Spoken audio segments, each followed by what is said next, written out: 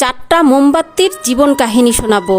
ভিডিওটা ভালো লাগলে অবশ্যই শেয়ার করে দিবেন আর ভিডিওতে লাইক দিবেন। তো চলুন ভিডিওটা শুরু করা যাক। একটা ঘরে চারটা মোমবাতি জ্বলছিল। চারটা মোমবাতির ভিতরে প্রথমটার নাম ছিল শান্তি, দ্বিতীয়টার নাম ছিল বিশ্বাস, তৃতীয়টার নাম ছিল ভালোবাসা আর চতুর্থটার নাম ছিল আশা। তো জ্বলতে জ্বলতে হুট করে শান্তির যে মোমবাতিটা ছিল সেটা নিভে গেল।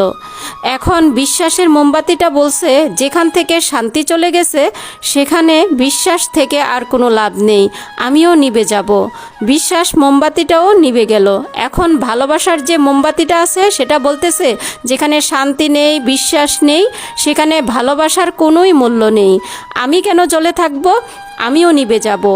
তিনটা মোমবাতির ভিতরে তিনটা মোমবাতি নিভে গেল। বাকি একটা মোমবাতি ছিল, ওই মোমবাতিটার নাম ছিল আশা।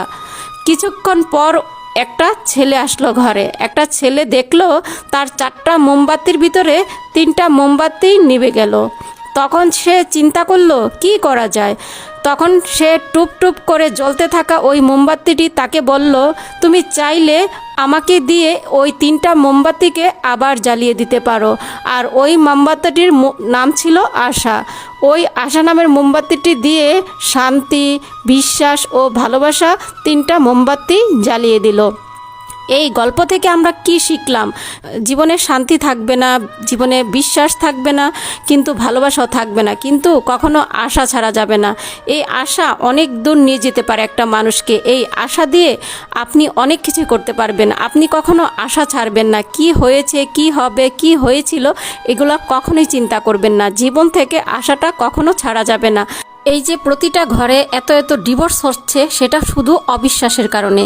এ ওর সাথে প্রেম করে, এর সাথে পরকীয়া জড়িয়ে আছে, এই সন্দেহের কারণে অনেক সংসার ভেঙে যাচ্ছে।